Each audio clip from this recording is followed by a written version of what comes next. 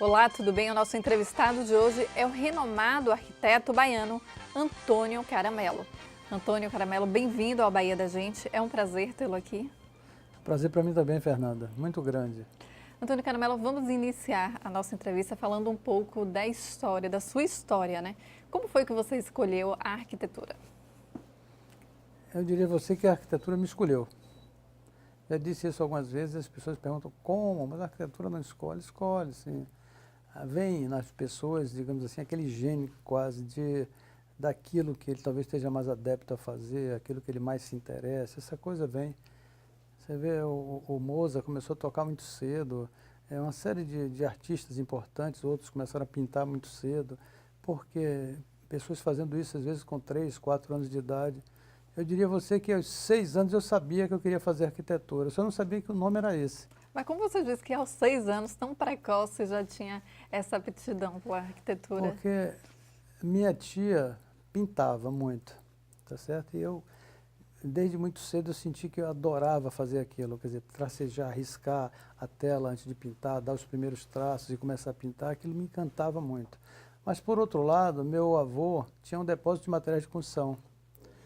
E aquela coisa de ver as construções e tal, eu conseguia fazer esse link entre o desenho e execução. E eu começava a brincar, porque meu avô tinha um sítio ali no Xame-Xame, onde ele guardava materiais de construção, blocos, telhas, coisas assim. E eu já começava a ensaiar, tentar botar os primeiros enxaméis em pé, e tentar escorar, e tentar fazer alguma coisa como se fosse um abrigo, uma casa, ou coisa que o valha.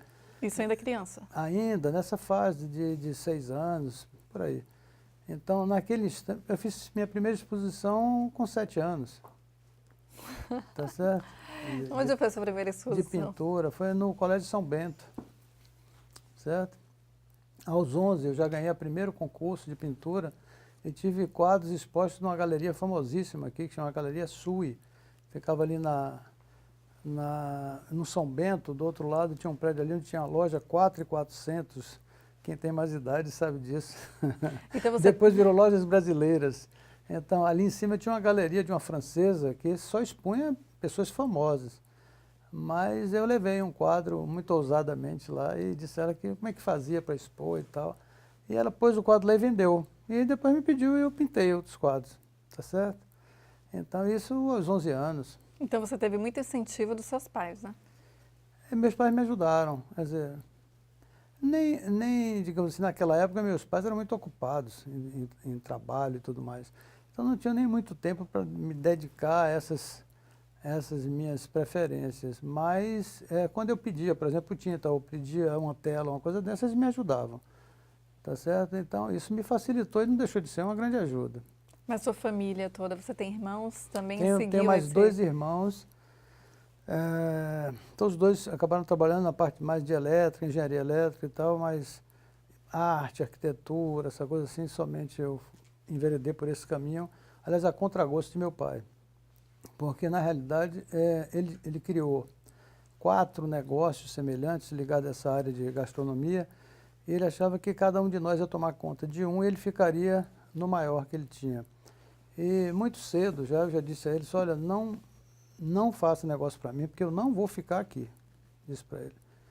E ele dizia para mim, não, mas isso é muito bom, foi daqui que eu criei todos vocês. Ele teve resistência, então. E tal, você criou essa resistência, mas um dia, assim, quanto menos eu esperava, eu disse, olha, foi o último dia que eu vim aqui, porque eu vou embora. Eu tinha passado no vestibular, e eu disse, eu vou procurar um escritório de arquitetura para trabalhar. Você passou na Universidade Federal da Bahia, fez? Federal. E, de fato, eu fiz minha trouxa e para surpresa de minha mãe, eu me mudei para um escritório de arquitetura. Mudei mesmo, de mala e cuia.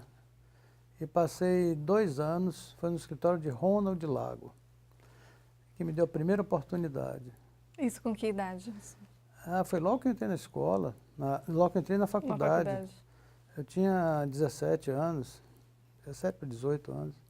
Agora, como foi que você iniciou a fazer os seus projetos, né? Hoje você recebe prêmios internacionais, mas você disse que focou, teve uma época que era mais em outros estados, e não só aqui na Bahia. Esse foi um pouco depois. Quer dizer, eu acho que eu digo, às vezes você tem que ter muita sorte. Agora, para ter sorte, também você precisa trabalhar muito, você precisa estudar muito, você precisa querer muito, você precisa...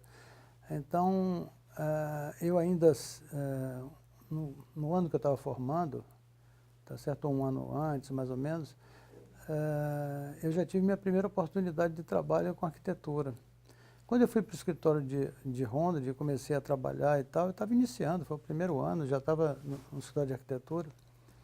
Mas eu tinha um colega meu que estudei com ele desde o primário, ele trabalhava no escritório de arquitetura também, João Carlos Campos. E eu sempre busquei com ele informações sobre arquitetura, sobre o escritório de arquitetura, tanto que quando eu acertei esse emprego com o Ronald, eu nunca tinha pego numa régua T, num esquadro, eu não tinha desenhado absolutamente nada, eu sabia trabalhar, eu pintava, como ele disse, então eu era muito bom de desenho artístico, mas de Mas de projetos. desenho arquitetônico não. Eu procurei pelo João e disse, você tem uma semana para me ensinar a normografar e passar tinta nas plantas, porque a lápis eu ia bem, eu até desenhava. Você ficou com receio?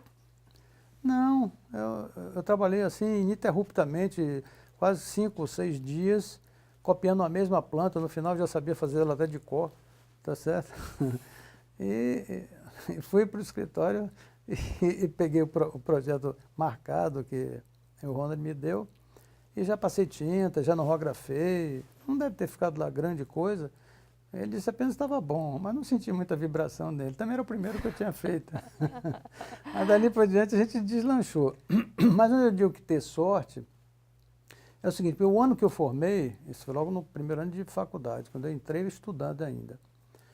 Mas no ano que eu estava para formar, mais ou menos no ano que eu estava para formar, doutor Diógenes Rebouças me chamou, que era eu reputo como talvez um dos maiores, se não o maior arquiteto que teve aqui na Bahia. Você projetou a escola de engenharia, projetou ali a navegação baiana, o prédio projetou a Fonte Nova, a antiga Fonte Nova, essa que depois foi demolida. Então ele tinha grandes projetos, tem grandes projetos. O edifício Urpia, ali na Ladeira da Graça, quem desce, que é um exemplo de arquitetura.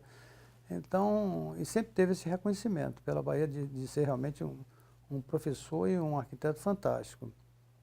Então, ele estava fechando o escritório porque naquela época ele estava com um problemazinho cardíaco, coronariano, cardíaco, e ele me chamou, a mim e ao João, que trabalhava com ele, e nos entregou o Caminho das Árvores, o projeto de urbanização do Caminho das Árvores, que naquela ocasião ele tinha feito um plano piloto, mas ele não estava indo mais ao escritório. Então eu tive no apartamento dele, que ele nos mandou chamar, e disse, olha, eu quero que vocês deem continuidade a esse projeto. Já pensou, era um projeto da Odebrecht, projeto daquela envergadura, era o primeiro loteamento infraestruturado da Bahia, daqui de Salvador, tá certo? Naquela época, habitualmente, as empresas abriam as vias com a Patrol e piqueteavam os lotes e entregavam, a prefeitura que fazia a infraestrutura. Esse Caminho das Árvores foi o primeiro onde o empreendedor infraestruturou todo o empreendimento. Então, aquilo para mim era novidade. As ruas já tinham superelevação, você já fazia concordância vertical de vias, você tinha todo um desenvolvimento. O que é isso, concordância vertical de via para o telespectador? E a superelevação é o seguinte, você, dependendo da velocidade do veículo que vai passar ali, você tem que dar alguma inclinação para que ele corrija entre a força centrífuga que tenta puxar o carro para fora, você dá uma declividade de forma que ele tenta voltar novamente para o eixo. É uma espécie de correção para ele não sair, tá certo? É a força centrífuga e a centrípeta, tá certo? As duas forças. Então, naquela época a gente já praticava tudo isso nesse projeto, tá certo? O cálculo de corte, aterro do loteamento, todos os estudos de instalações, no caso de drenagem superficial, drenagem de via. Demorou quanto tempo esse projeto para ficar pronto? Nós trabalhamos um ano, mais ou menos, nesse projeto. Não foi rápido, né? Isso foi de 74 para 75, foi no governo de Jorge Agis, na época. E foi um sucesso, eles venderam muito bem. Foi uma época que estava difícil para todas as empresas. E o Odebrecht conseguiu, com esse empreendimento ali, resolver uma série de questões que eles estavam, todas as empresas tinham dificuldade na época, eles estavam fazendo o aeroporto do Galeão, tá certo? E o contrato estava relativamente apertado naquela época. E eu sei que uma das saídas que ele teve foi realmente esse recurso que veio através do Caminho das Árvores, como de outros empreendimentos que eles tinham. Agora, você fala muito a respeito de sustentabilidade, né? Você acha que aqui no nosso estado, na Bahia, principalmente em Salvador, que tem construções de prédios extremamente luxuosos, há essa preocupação com a sustentabilidade? Eu acho que sim, a sustentabilidade não só aqui, mas em toda parte. Nós estamos vivendo um momento de crise no planeta, talvez, tá certo? Talvez não, com certeza. Onde você já tem dificuldade com água, você tem dificuldade com energia, nós estamos vivendo essa realidade agora, mais fortemente aqui. Um país que tinha tudo em abundância e hoje já começa a ter dificuldades sérias. Tá certo? Racionamento em vários Exatamente. aspectos, né? O desmatamento acaba provocando essa questão climática, e a questão climática você começa a não ter chuvas ou ter chuvas demais e secas em outras partes, e você começa a ter problema de não ter reservação de água para a produção através das usinas de energia, e você começa a ter problema energético, e enfim, os problemas vão se somando. Então, tudo isso acaba pedindo que você comece a refletir na hora de edificar, de como assistir melhor àquele prédio. Então, eu acho que aí entra a questão da sustentabilidade. Que então você acha, concorda que há essa preocupação aqui no estado? E claro, claro. Então, hoje as pessoas tentam minimizar para economizar e minimizar para conservar. Então, você tem que, digamos assim, racionalizar o uso para não ter desperdício, digamos assim, dessa coisa tão importante, tão vital para a gente, que é a água e a energia. Então, eu acho que essa racionalidade hoje começa a ser compreendida. Ela começou sendo, digamos assim, mais buscada, logicamente, nas edificações comerciais. Por quê? Porque as pessoas, digamos assim, que ocupavam esses edifícios residenciais, logicamente eram pessoas que estavam muito mais voltadas para a ocupação do custo, da conta, do fechamento do orçamento, da necessidade de reduzir custos com energia, com isso ou com aquilo. Tinha um consumo muito maior, você vê, são complexos maiores, onde você usa muito mais ar-condicionado, por conta disso você precisa muito mais energia. Então, se iniciou essa preocupação e se descobriu rapidamente que, através do uso dos avanços tecnológicos, como a lâmpada de LED, você hoje gasta 10% da energia que você gastaria numa iluminação normal, tá certo? O aquecimento, por exemplo, de água, através das placas solares você consegue fazer isso com facilidade, sem custo praticamente, só tem um custo de instalação do equipamento. As placas fotovoltaicas, você consegue captar energia e fazer um uso direto dentro do ambiente que você, ou da área construída que você tem, ou você pode armazenar e continuar usando. Por exemplo, no nosso escritório, nós temos 5 toneladas de baterias.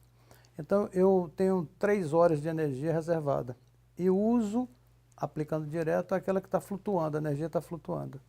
Então, eu tenho um no-break gerenciador que manda para o meu CPD primeiro a energia flutuante. E se eu tiver uma sobra, eu vou mandar para a iluminação. E se continuar com a sobra, eu mando para o ar-condicionado. E assim eu uso toda a energia que eu consigo captar. Tá certo? E se por acaso eu tiver alguma necessidade extra, aí sim eu começo a usar a energia da concessionária. Então, isso me dá um handicap de energia fantástico. Eu consigo devo ter um retorno dentro do prazo que ficou estabelecido. Segundo o Vitor Dotto, que é o engenheiro que me acompanha na instalação, no caso do nosso escritório, ele previu, na faixa de 6 a 8 anos, o pagamento desse custo que nós empreendemos na instalação desses equipamentos. Agora, Caramelo, em relação ao seu escritório, né? Você disse que tem escritório aqui na Bahia, mas você tem escritório também, teve em outros estados. Sim, sim. Como foi que você conseguiu essa ramificação para outros estados? Nessa época, aí tem um pouco a ver com a pergunta que você fez adiante, nós tivemos a oportunidade de participar de um encontro que uma empresa, que hoje não existe mais, chamada Incol, entrar no Guinness Book como a maior incorporadora do Brasil e uma das maiores do mundo ainda hoje, tá certo? Eles fizeram uma palestra aqui e eu fui para essa palestra. E, na ocasião, eu comecei a contestar uma série de coisas, achando que eles faziam coisas que ainda eram arcaicas, apesar de eles terem vindo aqui para pregar ou divulgar a modernidade. E eu comecei a questionar essa questão da modernidade, porque eles atuavam em todo o Brasil, mas eles não tinham, por exemplo, laboratórios locais. Eu dizia, olha, se você não tem um laboratório local, como é que você especifica seu material? Quer dizer, a mesma coisa você especifica em São Paulo, você especifica em Manaus, você especifica em Salvador ou em Vitória, quer dizer, você tem, digamos assim, ambientes totalmente diferentes, ambientes com agressividades, digamos assim, diversas. Você vai para Vitória, você tem o Porto Tubarão, você tem sal em suspensão e você tem pó de minério em suspensão em função do porto. Quer dizer, cria uma situação totalmente adversa. Por quê? Porque aquele pó de minério em suspensão ele se deposita em qualquer saliência e quando a umidade ou a água precipita, ela acaba criando uma reação. Então aquele hidróxido de ferro que existe ali, ela começa a manchar o prédio todo e quando ela se aproxima de outras zonas de metal também começa a criar corrosões e tudo mais. Nem o inox suporta isso, porque ele começa a se contaminar com aquele hidróxido. Isso você questionou durante a palestra? Comecei a questionar problema de descolamento, de descoramento da parte de lixiviação, de eflorescência, de silicatos. Eu comecei a questionar essas coisas. Disse, mas como é que você sabe tudo isso? Ele me perguntou. Eu disse, eu sou autodidata em patologia construtiva. Aí me chamaram para um almoço. Você aceitaria almoçar conosco? Então, eu aceitei. Aí começamos a conversar durante o almoço. Eu disse, você não toparia fazer uma palestra para a gente, ou algumas palestras a nível nacional? Nós estamos querendo formar um grupo, assim, assado, e eu aceitei. E nessas palestras nós acabamos de fazer de Manaus até Porto Alegre. O Abud estava conosco eram 4 arquitetos, cada um em uma área. Então fazia parte de instalações, o outro fazia a parte de funcionalidade, a Abud fazia a parte de paisagismo, e eu fazia a parte de arquitetura geral e patologia construtiva. E acabou que isso se transformou depois em 5 livrinhos que passou a ser o ABC da Encol. Então, muitas construtoras no Brasil passaram a usar aquelas cartilhas como padrão depois de qualidade por uma contestação, e de economicidade. Então, como a Encol estava em várias praças, tá certo? Um diretor que eu tinha mais ligação foi designado para Londrina. Ele disse para mim, o senhor não quer vir para cá trabalhar com a gente? Não, eu estou aqui em Salvador, você monta um outro escritório conosco. Aí abri o escritório em Londrina, e eu fui para Londrina. Um outro diretor me chamou para Recife, eu abri um escritório em Recife. De forma que lá eu passei a trabalhar para eles, mas também eu fui convidado a trabalhar para outras empresas. Mas como você conseguia conciliar isso? Você tinha representantes eu levava uma cada semana estado? num lugar, uma semana em outro. Quer dizer, lógico, contratei alguns arquitetos que ficavam permanentes nesses locais e quando os projetos entravam, eu ia para lá, fazia a concepção e eles davam continuidade nos projetos. Então, eu ficava às vezes uma semana em Recife, uma semana em Londrina, e levava o resto do mês aqui, mas só que esses lugares começaram a desenvolver, sobretudo Londrina. No final, para você ter uma ideia, um ano e meio, no segundo ano, vamos dizer, em Londrina, eu já tinha um escritório maior do que o de Salvador. Eu tinha 28 arquitetos lá naquela época, trabalhando comigo, tá certo? E eu passava já 20 dias em Londrina, o resto entre Recife e Salvador. Ficava muito mais tempo lá do que Claro. aqui, né? Aí acabava que eu levava uma semana em Salvador, às vezes em Recife, levava uns poucos dias aqui, 2 ou 3 ou 4, 5 dias em Salvador. Então Salvador foi ficando meio de lado, certo? E aquilo começou a me angustiar muito. E como foi que você resolveu retomar? Minha mulher começou a me aqui? dizer que não casou com caixeiro viajante, tá certo? E que não Isso que eu ia te perguntar, como você conseguia conciliar essa sua vida extremamente corrida profissionalmente com a vida familiar também, muito né? complicado, muito complicado. Eu conhecia mais as aeromoças, digamos assim, de tanto viajar para cima e para baixo. Eu cheguei a fazer 54 viagens no ano, ou seja, significava sair de Salvador uma vez por semana. Não imagine. Então era um negócio muito louco. Para a esposa complicado, né? Muito. Ah, Eu tentei levá-la para Londrina, ela foi umas 2 vezes comigo. Eu cheguei a ter apartamento montado, eu tinha um triplex lá num dos prédios de Londrina, tinha acabado de construir, tinha sido projeto nosso. E eu arrumei todo para fazer uma surpresa e uma certa feita levei-a para Londrina. para conhecer. E para meu azar, as 3 vezes que ela foi lá, choveu uma barbaridade, uma das vezes caiu granizo, até derrubou o telhado de vidro do shopping, a cúpula do shopping, tá certo? E ela começava a roxear as unhas, aquele negócio, e ficava me perguntando onde era o mar, porque eu falei muito do Yacht Club de lá, e lá tinha um Yacht Club, só que o iate ficava num lago, tá certo? Foi o primeiro Yacht Club que eu conheci num lago, No lago. lá em Londrina. Ela disse, sim, é meu iate, mas cadê o mar? Não, aqui não tem mar. Aqui não tem. Mas como tem iate, não tem mar, tem. Tá Aí certo? ela desencantou. Ela disse, não, eu quero isso não. Eu nasci na beira da praia, eu quero ver meu mar, e esse céu aqui são da cinza, eu quero ver céu azul, eu vou embora para casa e tem mais, não casei com caixeiro viajante. Aí passei, vendi minha parte do escritório lá, certo? Eu tinha 80% do escritório, eu tinha um casal que tomava conta lá em Londrina, ele tinha 10%, ela tinha 10%, 2 arquitetos. Eu acabei passando o escritório todo para eles. Estão muito bem, por sinal, lá. Que bom. Entendeu? E aí eu fui voltando para Salvador. Mas também eu vivia Voltando muito pras mais raízes, feliz né? aqui. Realmente, na hora que eu passava ali no bambuzal ali do aeroporto, eu chegava em casa e dizia, meu Deus, é aqui que eu tenho que ficar. Não adianta, né? Você se sente mais feliz Na em verdade, casa. é Você verdade. sente... Agora, você já assinou mais de 1000 projetos, né? Quer dizer, eu vi... Não, hoje mais de 2.000. Mais de 2000 projetos. Isso que eu ia até te questionar, que eu vi, pesquisei na internet, vi uns 1.100, outro 1.600, algum 1.700. Fica coisas ficam defasadas, eles vão compilando de um para o outro e tal. Já tem mais de 2.000 projetos mais de 2.000 atualmente. projetos estão registrados. Difícil escolher um desses projetos que mais te encantou em fazer? Você acha que os primeiros são mais encantadores, já que você está mais ansioso para fazer, ou você mantém essa mesma ansiedade em todos os outros projetos? Vamos comparar isso com a vida real, tá certo? Uhum. Você se apaixona sempre pelo último amor, não é assim? Uhum. É? Esquece Então, primeiro. eu estou sempre apaixonado pelo que eu estou fazendo, não é certo? Então, porque é aquele que você está vivendo, aquele que você está encantado, aquele que é o projeto, aquele que...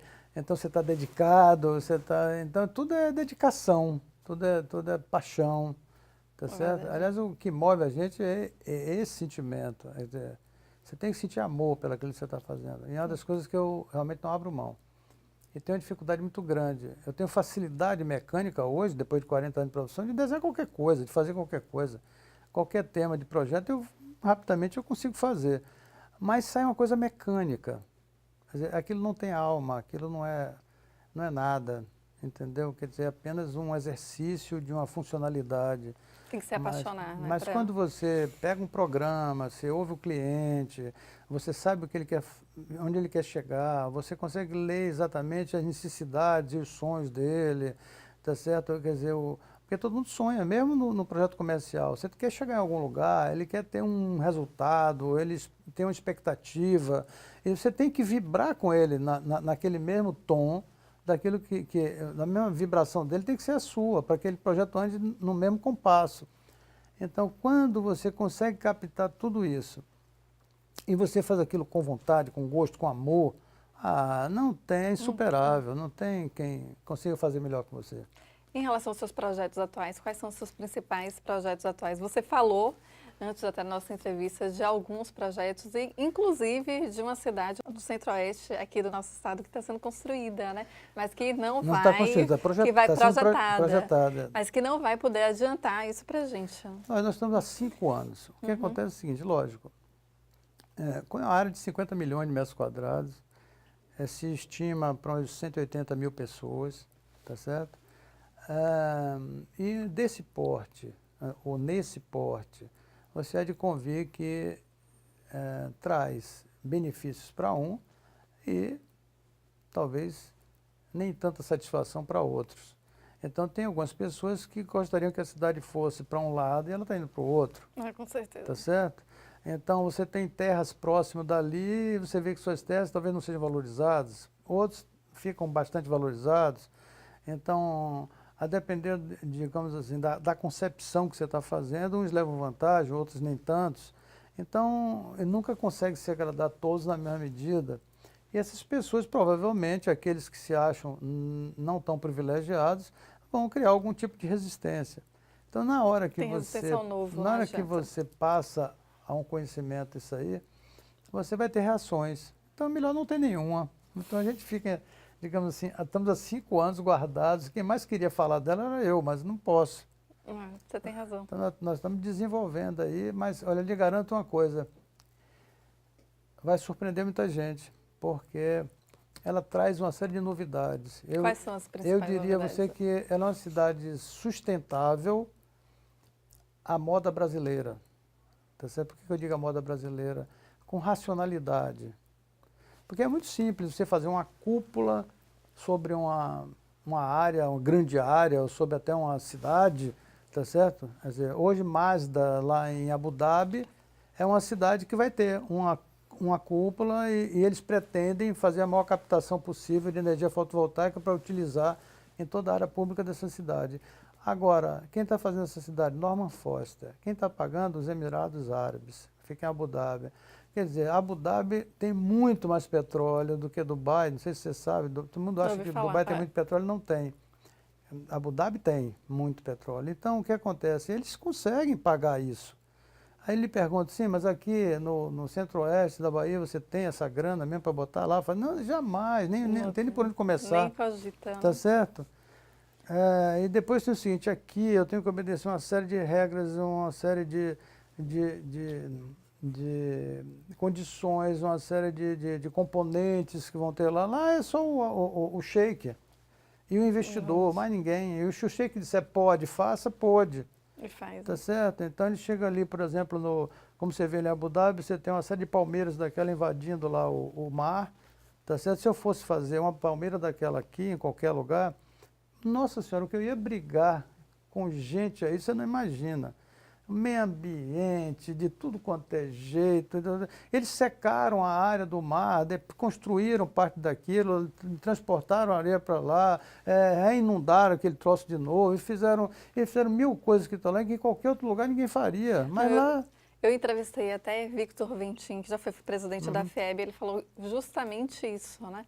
A respeito dessa burocracia, que estavam tentando construir uma escola que iria beneficiar várias pessoas, por causa de uma palmeira, demorou 2 anos. Não, eu deixei de fazer um projeto com os franceses aqui por um caramujo, tá certo? Porque no lugar que nós íamos fazer ia ter uma ilha flutuante. Ela não chegava nem a ter contato. Primeiro seria uma ilha mesmo. Aí disseram que nós íamos aumentar o território nacional. Imagine, aqui onde ia chegar essa burocracia? Aí nós desistimos, aí fizemos uma coisa flutuante. Aí essa coisa flutuante dava sombra não sei o quê, naquela região tinha um caramujo que se criava ali, que não podia ter aquilo na mudança das marés, não sei o quê. Não vou me estender muito, mas o certo é que nós desistimos da ilha. Aí teve uma hora que os franceses disseram, olha, deixa esse negócio para lá, não interessa mais para a gente não, nós vamos embora, vamos fazer isso em outro lugar. Foram embora. Simplesmente nós perdemos. Aí o investimento vai para outro local. Agora você viaja muito, Caramelo, para conhecer as inovações, para conhecer mais esse apanhado tecnológico? Eu gosto. Cheguei a viajar muito, muito mesmo. Hoje, bem menos, quer dizer, não porque eu não queira, porque os compromissos realmente são muitos também. Mas, sempre que possível, nós estamos viajando. Eu conheço Abu Dhabi, eu estava falando com você há pouco instante, conheço Dubai, conheço Doha. Porque geralmente a gente, quando pensa, por exemplo, eu te falei até que tenho vontade de conhecer Dubai, né? Que a gente imagina aquela cidade extremamente tecnológica. Você disse que essa outra é bem mais ainda hoje que não, Dubai, hoje tem 2 né? cidades que eu pretendo ir conhecer.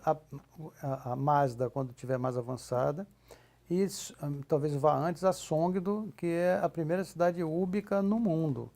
Então, ela é totalmente interconectada e traz uma série de sofisticações. Quer dizer, você hoje já tem o lixo da cidade toda aspirado, onde você faz uma triagem automática, você cria, digamos assim,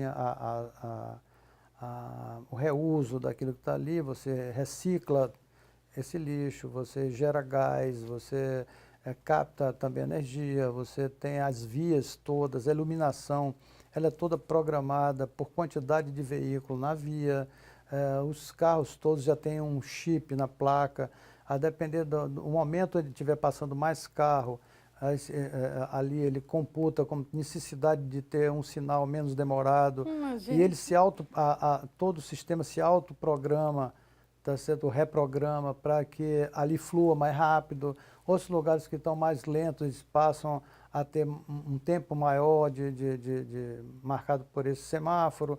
Quer dizer, tudo é muito estudado. Primeiro, as cidades, por exemplo, já são estudadas para ter um mínimo de cruzamentos possível. E esses fluxos e a iluminação, por exemplo, noturna, é em função do número de veículos na via. Senão ela fica só com iluminação de segurança. Mas se começar a passar muito veículo naquela via, a via tem um captor de sinal desses chips, então ela vai ver que você está com tantos carros passando a cada minuto e automaticamente ela vai elevar o índice de iluminação da via. Então, tudo se faz automaticamente. Imagine. Agora, me tira você falou em relação a essa cidade que está sendo projetada no Centro-Oeste, que algumas pessoas podem gostar, outras não. Ah, sim, eu dizia da modernidade dela. Então, quando eu falo eu até saltei essa parte, a gente vai se entusiasmando.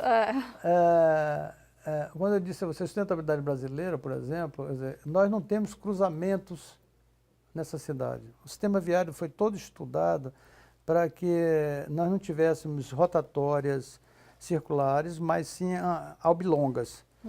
Quer dizer isso, para eu andar à esquerda ou à direita, eu tenho que, digamos assim, no mínimo, andar 600 metros com outro carro em paralelo, eu escolho o meu lado, eu dobro à direita, eu dobro à esquerda, tá certo? Entendi. Mas não existe nunca um cruzamento perpendicular.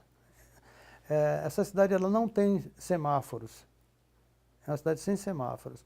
Aí você diz, sim, mas vai ter algum ponto que você vai cruzar um com o outro. Quando existe uma necessidade disso, ela trabalha em níveis diferentes. Então, a uma certa distância, tem uma declividade talvez de 3% ou no máximo 5%, e vai chegar um certo momento em que eu estou com 5, 6 metros de altura, e naquele ponto eu faço o cruzamento, em planos diferentes. As vias para motos e bicicleta, elas são independentes das vias de carro. Os passeios são extremamente largos. Aliás, assim como em Dubai, você tem passeios que dão de 6 a 10 metros de largura, em uma série de situações. Se eu falei em Jumerá, naquela região ali, os passeios são mais ou menos nessa largura. Estamos também fazendo, digamos assim, um planejamento moderno, chamado urbanismo moderno.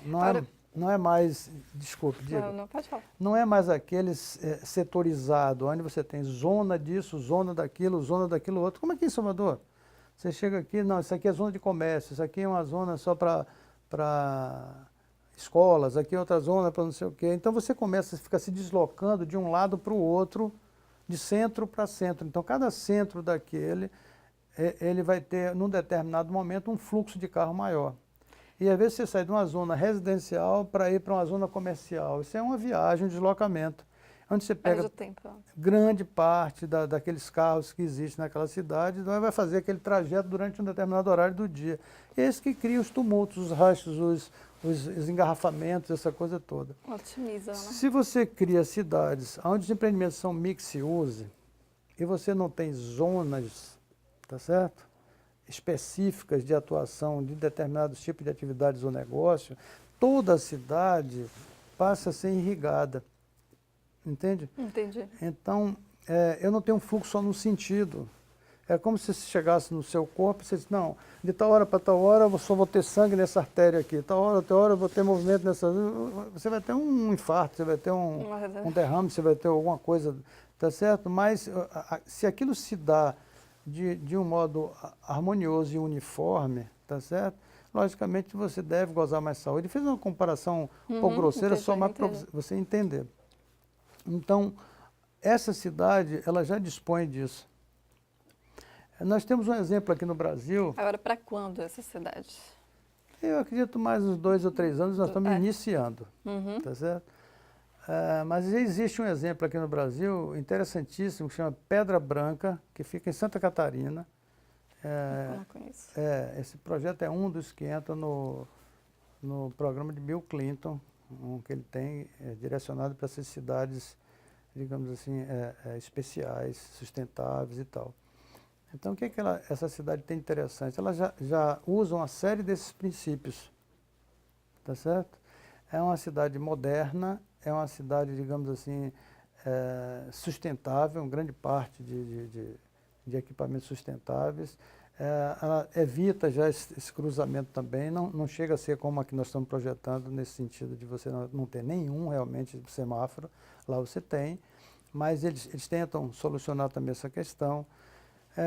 Eu acho que é uma cidade que, se você tiver oportunidade, não precisa ir para fora não, dá uma Dá visitada uma lá, você vai visitadinha, ver né? que vale a Que pena. É um projeto do Jaime Lerner, foi prefeito e governador de Curitiba,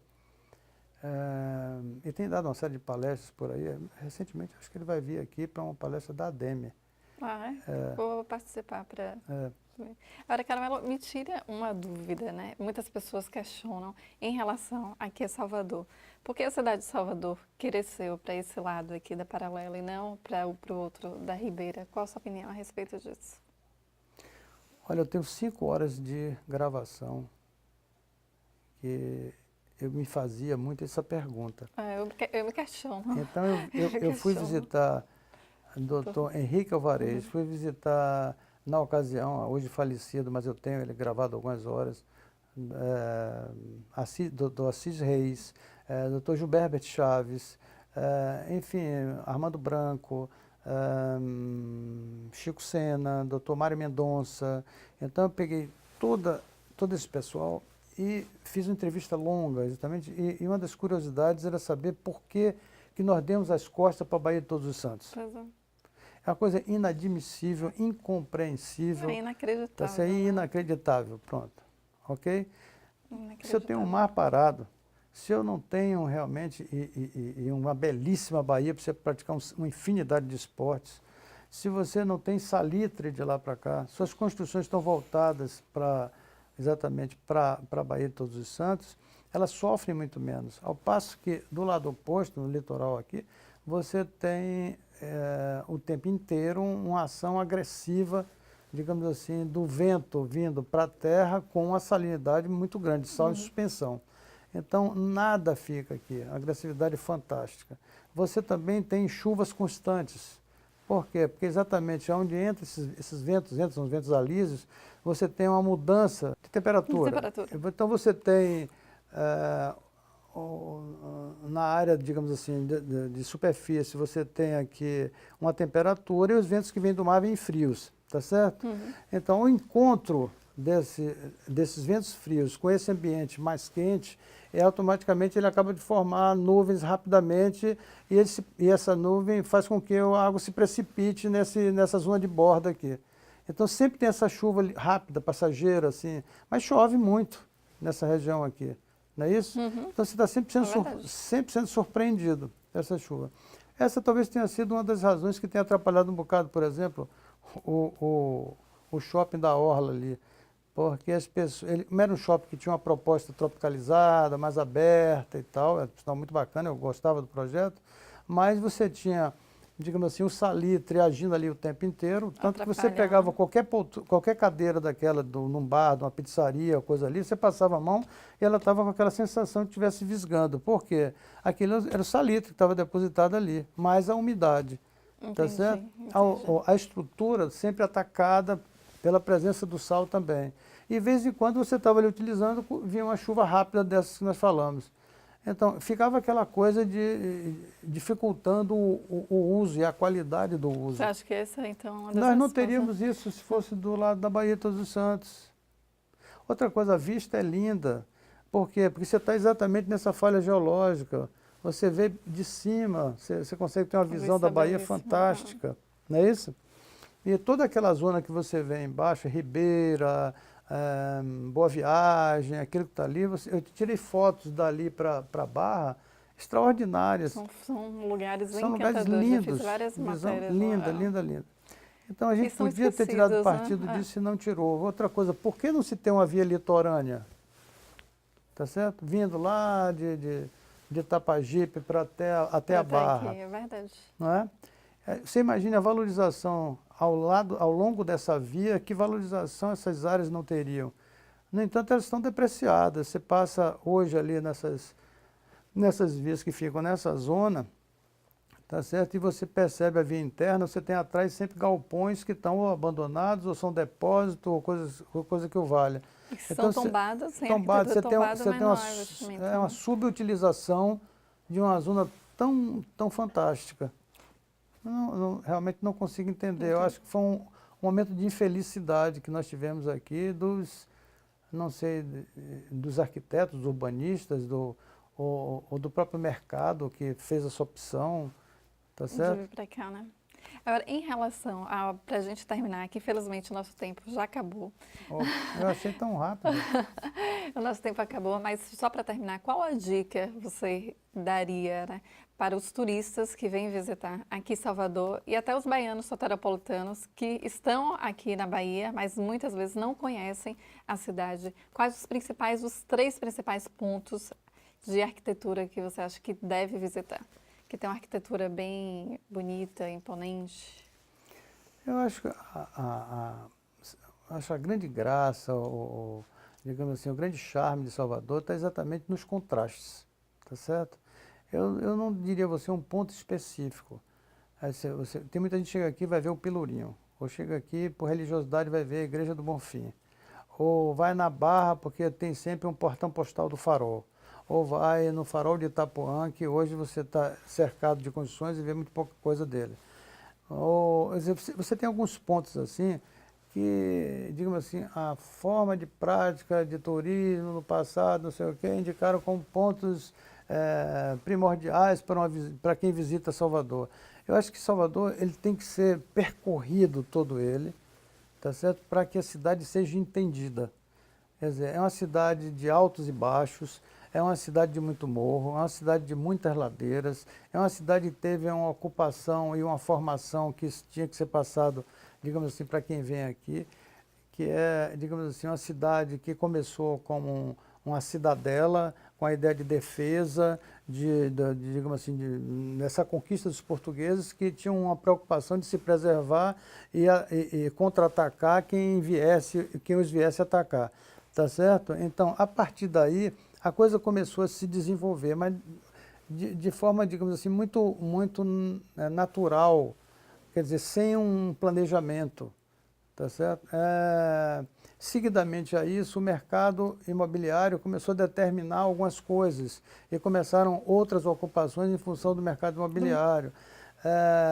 Por outro lado, digamos assim, num determinado momento se viu que essa cidade de ruas estreitas e, e becos e tal, ela não podia continuar desse jeito se ela quisesse progredir. Foi quando alguém teve a luz de fazer as avenidas de Vale. Tá certo? E a Avenida de Vale fez com que nós saímos daquele centrinho, porque era um centro muito reduzido, e viéssemos explorar Pituba. Eu vivenciei, até pela idade que tenho, eu vi quando, digamos assim, se determinou que ia se fazer um shopping, exatamente que é onde está hoje, é o Shopping Iguatemi. E eu conheci muito comerciante aqui, tido com pessoas de visão, que disseram, eu não vou para lá nunca, para aquele mato, para aquele Tudo lugar, não tem distante. nada ali, o que é que eu vou fazer lá? Tá certo? Só tem a rodoviária que chegou ali e tal, mais nada. Eu não vou para aquele lado e tal. Você vê, parecia tão distante do centro. No entanto, hoje você vê que está envolvido. Nós temos tudo aquilo ali é o centro. Tá certo? Agora é um centro que já se formou em função do shopping, que seria Pituba. Pituba talvez tenha sido o primeiro bairro consolidado, tá certo? Mas que o fez em função do shopping, não em função de um planejamento. Tá? Então as coisas começaram a acontecer.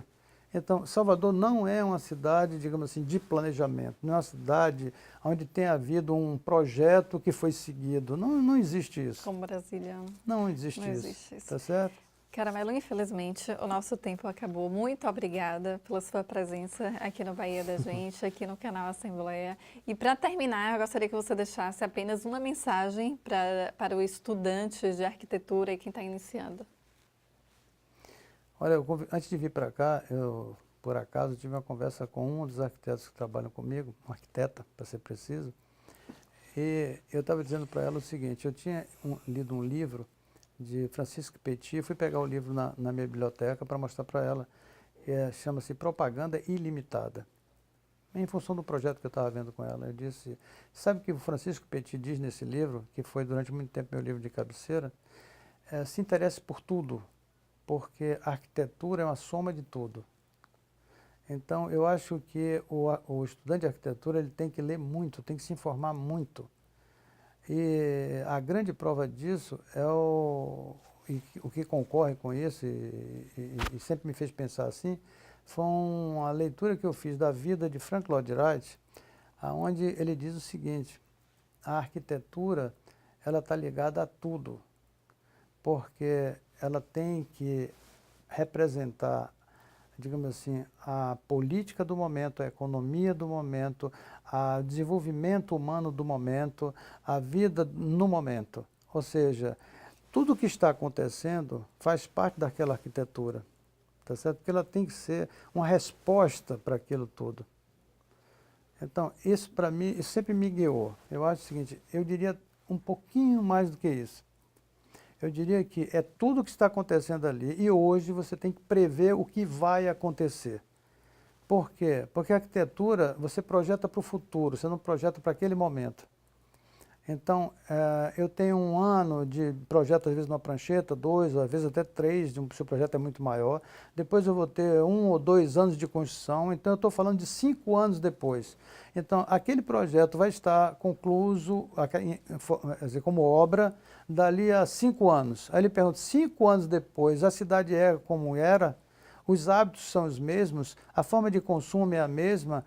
As atitudes das pessoas são as mesmas? Quer dizer, tudo muda, porque tudo hoje é muito veloz, é muito cambiável. Então, você tem que fazer previsões e até projetar em cima dessas previsões. Verdade. Então, você faz para o futuro, você não faz para o presente. Obrigada, muito Por obrigada nada. pela sua presença. A gente fica por aqui. Até o próximo programa.